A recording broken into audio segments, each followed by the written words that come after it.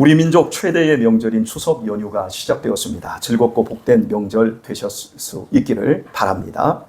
명절 제사 없이 보내는 가정들은 그야말로 명절을 즐겁게 명절로 보낼 수 있습니다. 그러나 아직 집안이 믿지 않으므로 조상 제사로 인하여 즐거움보다 도리어 괴로운 추석을 보내야 할 분들도 있지요.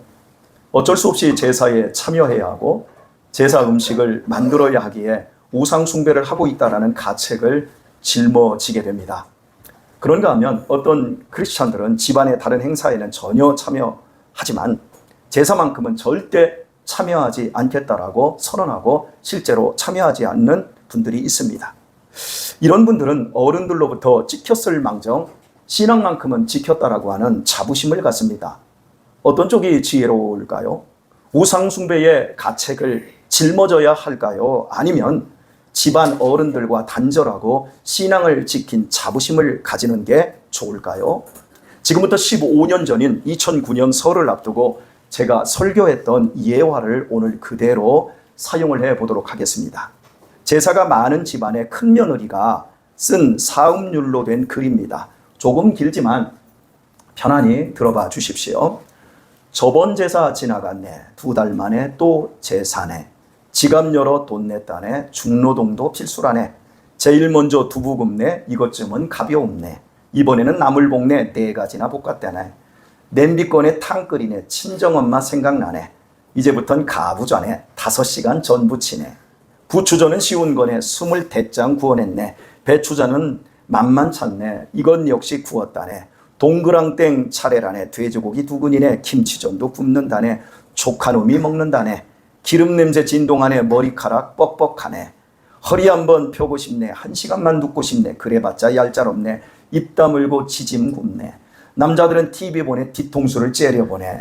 주방에다 소리치네. 물 떠달라 지랄 떠네. 속으로만 궁얼대네. 같이 앉아 놀고 싶네. 다시 한번 가부자네. 음식할 게 타산이네. 꼬치 꿰다 손찔렸네. 데일밴드 꼴랑이네. 내색 안고 음식하네. 말에 떼간 구박이네. 고치 굽고 조기 굽네. 이게 제일 비싸다네. 맛대가리 하나 없네. 쓸데없이 비싸다네. 남은 것은 장난이네. 후다다닥 해치우네. 제사상이 펼쳐지네. 상다리가 부러지네. 음식장만 내가 했네. 지네들은 놀았다네. 절하는 건 지네들이네. 이네 몸은 부엌 있네. 제사 종류 식사하네. 다시 한번 바쁘다네. 이네 손은 2개라네. 지들 손은 엄청 많네. 그래봤자 내가 하네. 지들끼리 먹는다네. 부침개를 썰어놓네. 과일까지 깎아놓네. 이제서야 동서오네. 교인이라 늦게 오네. 우상 숭배 안 된다네. 일만 해도 지옥 가네. 언제 봐도 얌체라네. 낯짝 보니 치고 싶네. 윗사람이 참아야지 안 참으면 어쩔 거네. 손님들이 일어나네. 이제서야 간다 하네. 바리바리 싸준다네. 내가 한 건 다 준다네. 아까워도 줘야 하네. 그래야만 착하다네. 남자들도 일한다네. 병풍 걷고 상처받네. 무지막지 힘들겠네. 에라 나쁜 놈들이네. 손님 가고 방 닦았네. 기름천지 안 닦이네. 시계 보니 12시네. 내일 아침 출근이네. 피곤해서 누웠다네. 허리 아파 잠 안 오네. 뒤척이다 일어났네. 욕하려고 일어났네. 컴퓨터 켜고 글 쓴다네. 그래봤자 변함없네. 다음 제사 또 온다네. 그때 역시 똑같다네. 짐 싸갖고 도망가네. 어딜 가도 살 수 있네. 아들놈이 엄마 참네. 그것 보니 못 가겠네. 망할 놈의 제사라네. 조상들이 욕하겠네. 그렇지만 힘들다네. 이거 정말 하기 싫네. 명절 되면 죽고 싶네. 일주일만 죽고 싶네. 10년 동안 이 짓 했네. 40년은 더 남았네. 좀 괴리감이 있습니다. 젊은 사람들하고는. 그래도 60대 이상 된 믿음 없는 한국 집안의 며느리들이 겪은 솔직한 심정들일 것입니다. 그리고 아직도 믿지 않는 가정들 안에는 여자들의 고통이 여전히 이렇게 도사리고 있는 것도 사실입니다. 읽어드린 글에서 우리들이 생각해 보아야 할 것은 아랫동서의 모습입니다. 중노동을 짊어진 형님의 눈에 비친 교회 다니는 동서는 얌체입니다.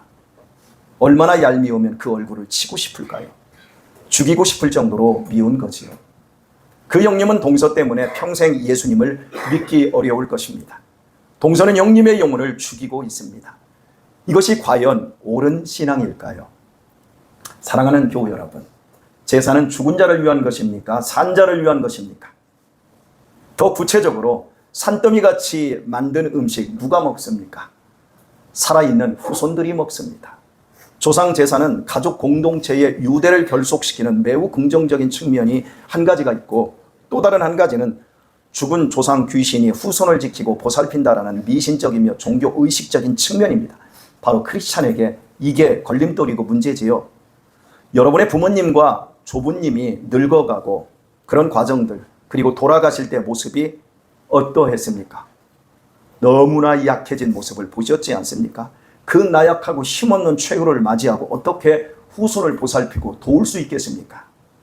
그러므로 죽은 자와 관련된 제사는 현실적으로 죽은 자에게 있는 것이 아니라 산 자들을 위해 있을 뿐입니다. 또한 오직 예수 그리스도와 그의 보내신 하나님만이 경배의 대상임을 참된 크리스찬들은 고백하고 다 숙지하고 있습니다. 이런 의미에서 크리스찬이 가족 연대와 화합을 위해 제사에 참여하여 음식을 만든다면 가책받을 일이 아닌 겁니다. 불신 가족처럼 조상 귀신을 믿고 섬기기 위해서가 아니라 살아있는 사람들과의 결속을 통해 전도의 길을 다지고자 제사에 참여한다면 그것은 결코 우상 숭배가 아닌 선교의 지평을 넓히는 성숙한 사역이라고 봐줘야 합니다. 하나님은 죽은 자의 하나님이 아니라 산 자의 하나님이십니다. 주님 역시 이 땅에 계시는 동안 죽은 자가 아니라 산 자를 위해서 사셨습니다. 오늘 본문은 좋은 예입니다. 주님께서 사랑하는 나사로가 중병에 들었습니다. 얼마나 유급했든지 나사로의 누이들이 주님께 급히 사람을 보내어 도움을 요청하였습니다. 그러나 주님께서는 무시하였고 나사로가 죽은 후에 이틀이 지나서야 나사로가 있는 유대로 가시게 되었습니다. 대체 사랑하는 나사로를 위해 즉각 출발하지 않고 죽게 만든 이유가 어디에 있을까요? 그 이유가 무엇일까요? 요한복음 11장 39절이 그 해답을 제시해주고 있는데요. 예수께서 가라사대 돌을 옮겨 놓으라 하시니 그 죽은 자의 누이 마르다가 가로되 주여 죽은 지가 나흘이 되었음에 벌써 냄새가 나나이다. 여기에서 우리는 왜 예수님께서 즉각 출발하지 않았는지를 알게 되어집니다. 나사로가 있던 베다니는 유대 땅의 중심 예루살렘 곁에 있는 마을이고 현재 예수님께서 계신 곳, 즉 요한이 처음 세례해 주던 곳은 30km나 떨어진 요단강 동쪽 베레아 지방이었습니다. 걸어서 30km는 만 하루길입니다. 따라서 심부름꾼이 주님을 찾아가는데 만 하루, 나사로의 소식을 듣고도 그대로 주님께서 머물러 계신 날이 이틀, 그 후 나사로를 찾아가시기 위해 걸어가는데 필요한 시간이 하루, 이 모든 날을 합치면 4일이 됩니다. 그렇다면 나사로의 누이들이 보낸 심부름꾼이 주님을 향해 베다니로 출발함과 동시에 그날 나사로는 죽은 겁니다. 그러나 그 사실을 전혀 알 수 없었던 심부름꾼은 죽은 줄도 모르고 만 하루길을 걸어 나사로가 지금 유독하답니다 라고 소식을 전해준 것이고, 바로 그때 예수님께서는 나사로가 죽은 것을 이미 알고 계셨습니다. 13절이 그것을 증명해 주고 있는데요. 예수는 그의 죽음을 가리켜 말씀하신 것이나 저희는 잠들어 쉬는 것을 가리켜 말씀하심인 줄 생각하는지라. 나사로는 이미 죽었습니다. 예수님은 그걸 압니다. 동생들이 원하는 것처럼 주님께서 그의 병을 위해 할 수 있는 일은 이미 끝나버렸습니다. 죽음은 끝입니다. 주님은 지금 도움을 필요로 하고 있는 살아있는 자들을 위해 이틀을 더 머물러 계신 것입니다. 주님께서는 죽은 자가 아니라 산 자를 위해 이 땅에 오셨기 때문입니다. 제 아무리 사랑하는 내 부모님, 그리고 내 배우자, 그리고 눈에 넣어도 아프지 않은 내 금쪽 같은 자식이, 그런 자식이라 할지라도 죽음과 동시에 단절입니다. 호흡이 끊기면 아무리 사랑해도 기껏해야 3일만 살아있는 사람들 옆에 둘 뿐, 그 후에는 땅에 묻어버리든지 아니면 불로 태워서 그 존재조차 이 땅에서 치워버리게 됩니다. 죽음 후에는 더 이상 삶에 어떤 기회도 있을 수가 없습니다. 복음은, 예수님의 복음은 산 자들의 복음입니다. 죽은 자의 것이 아닙니다.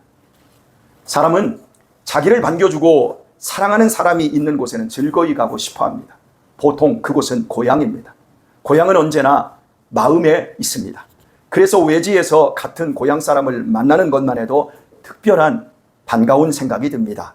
안전한 보금자리 안에서의 보호와 양육과 지지의 행복한 경험들은 평생의 사고 체계와 인지적 감수성을 만들어냅니다. 지금 어른이 되어서 행복한 사람은 과거에 충분한 사랑을 받은 경험이 있는 사람입니다. 그것도 가족 내에서 말입니다. 그런데 지금 내가 성인이 되었는데 살고 싶은 마음이 없고 인생이 우울하다면 바로 이 어린 시절의 5가지 안전한 보금자리, 그리고 그 안에서의 보호, 그리고 지지와 지도와 양육의 경험에서 부족하기 때문입니다. 절대적입니다. 반면에 자기가 배척되고 자신의 존재가 부정되며 고생스러웠던 자리는 다시는 가려고 하지 않습니다. 특히 남자들에게는 군대가 그런 장소입니다. 고참들에게 시달린 사람들은 제대하고 그쪽으로는 무엇도 누지 않는다고요? 오줌도 누지 않는다고 말을 합니다. 집안 제사로 시달리는 며느리들 역시 시댁에 가는 일은 매우 큰 고통일 것입니다. 이처럼 사람은 타인들이 자신을 대하는 방식을 통해 행복과 불행을 느끼고 그것은 그 사람의 사고체계와 인지체계를 만들어냅니다. 그리고 그것을 고치는 것은 너무 어려워집니다. 예수님의 제자들은 거칠고 야비하고 성질 급하고 걸핏하면 다투는 아주 이기적인 사람들이었지만 그럼에도 주님께서는 이들을 용납해 주셨고 지지하고 격려해 주셨기에 3년이나 예수님의 제자로 동행할 수 있었습니다. 그러나 주님께서 잡히시고 죽으시던 밤에 그 제자들은 모두 주님을 배신하고 떠나버리고 말았습니다. 스스로 죽음의 길을 가고 실제 죽어버린 주님은 더 이상 믿고 의지하며 따라갈 살아계신 주님이 아니었기 때문입니다. 우리는 죽은 하나님을 섬기거나 예배하지 않습니다. 교회는 죽은 하나님이 아니라 살아계신 하나님을 섬깁니다. 우리 주님은 죽음을 이기고 부활하셨으며 지금도 살아계셔서 우리의 영 속에서 역사하고 계십니다. 믿으십니까? 느끼십니까? 저는 믿음뿐만 아니라 실제 그리 느끼셨으면 좋겠습니다. 교회는 이렇게 우리가 믿음으로 하나님이 살아계신 걸 고백을 하지만 고백하는 것을 교리로 가진 사람도 있고 이렇게 실제적으로 하나님의 살아계심을 온 몸으로 경험한 사람들도 있습니다. 여하튼 우리 하나님은 살아계신 하나님이신 줄 믿습니다. 그런 차원에서 우리가 드리고 있는 이 예배는 죽은 예수님에게 바치는 죽은 제사가 아니라 살아계신 주님께 드리는 살아있는 예배가 될 줄 믿습니다. 교회와 우리 각자는 주님께서 살아계시기에 주님의 사랑과 섬김을 나타내는 사람들이 되어야만 합니다. 죽음은 차가움입니다. 죽음은 정지입니다. 반대로 살아있음은 따뜻한 것이고 움직이는 것입니다. 교회는 주님께서 살아계시기 때문에 세상 어느 것보다 따뜻하고 온기 가득하고 활력 있는 행복한 모임의 장소여야만 합니다. 서로를 섬기기 위해 분주히 움직여 만난 것 만들어 먹고 나누어 먹고 서로 지지하고 격려해주는 든든한 하늘 보금자리가 되어야만 합니다. 즉 예수님 모신 하늘 가족이 되어야 한다는 거지요. 그때 교회는 이 세상에서 가장 오고 싶은 곳이 됩니다. 과거의 행복한 경험을 안겨준 내 고향보다 지금 현재 나에게 교회가 더 좋은 고향이 되고 있어야만 합니다. 어린 시절 지나가 버린 다시는 돌아갈 수 없는 나의 고향과 가족에 대한 그리움보다 지금 교회 내에서 만나는 사람들로 인해 더 행복할 수 있어야 합니다. 이번 주에 예배드리고 다음 주에 또 다른 만남과 다음 달에 셀 모임을 기대하는 이것이 마치 명절을 앞두고 부모가 자식을 기다리듯이 자식이 부모를 찾아가는 심정으로 우리의 하늘 가족이 더욱더 이렇게 채워져야 될 줄 믿습니다. 지금 현재 나에게 가장 가고 싶고 만나고 싶은 사람들이 있는 교회는 틀림없이 주님께서 살아계신 성전 맞습니다. 여러분이 이 교회에 섬기고 계신데 여러분에게 이 교회는 산자를 위한 교회입니까? 아니면 죽은 자를 위한 교회 같습니까? 모두의 마음에 산자의 교회로 느껴지고 오고 싶은 교회가 되기를 바랍니다. 그러나 여러분 가운데 교회에 오기가 싫고 짜증나는 분들이 계십니까? 성도의 교제가 큰 부담으로 느껴지는 분들 계십니까? 셀 식사 준비를 포함 교회 봉사가 마치 원치 않는 제사 음식 만들어 가는 것처럼 고역으로 느껴지는 분들 계십니까? 옆 사람 보면서 해보세요. 너지 해보세요.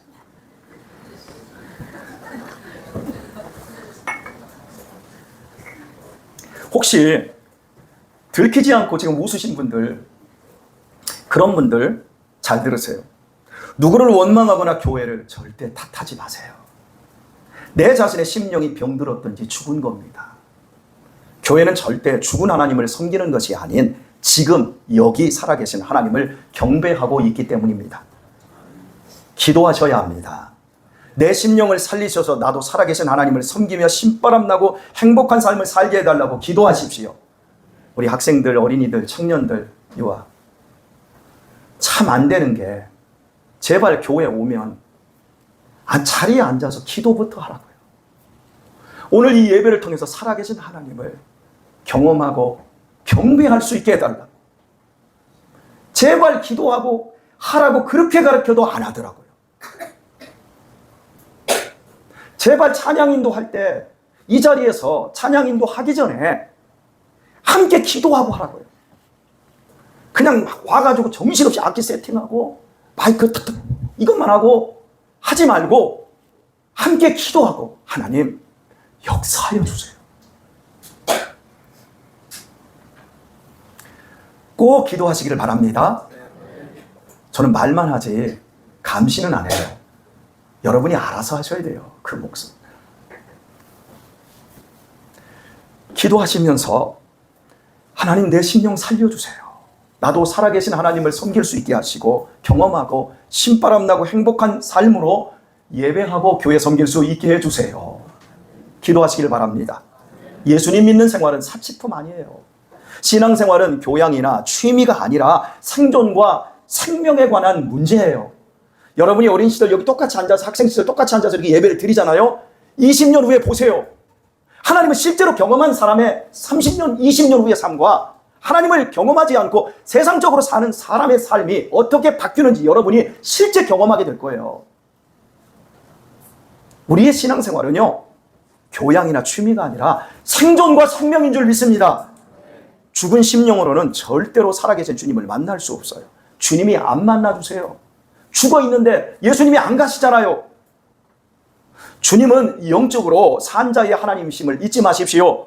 한 달란트 받은 것으로 멈추면 그대로 묻어두고 끝나버립니다. 그러나 5달란트 받았어도 주님께 붙잡히고 주님의 능력 아래 있으면 10달란트도 남기는 게 하나님의 복입니다. 무릇 있는 자는 더 있게 하시는 법이 하나님의 살아있는 신앙의 축복입니다. 예수님의 제자들이 가장 가고 싶지 않은 곳은 송탄 장로교회가 아니라 유대 지방이었어요. 거기에서의 안 좋은 경험 때문이에요. 예수님께서 제 아무리 능력 있는 말씀을 전하시고 많은 기적과 기사를 나타내어 주셔도 유대 사람들은 예수님을 구주로 받아들이지 않았습니다. 심지어 여러 번이나 돌을 들어서 예수님을 쳐 죽이려고 했기 때문입니다. 만약 예수님이 죽임을 당한다면 자신들도 무사하지 못할 것은 뻔한 일 아니겠습니까? 이런 상황에서 유대의 중심에 있는 베다니로부터 나사로의 소식을 들었을 때 제자들의 마음은 어떠했겠습니까? 제 아무리 사랑하는 사람이 있다 할지라도 가고 싶지 않은 겁니다. 목숨 걸고 갈 필요가 없잖아요.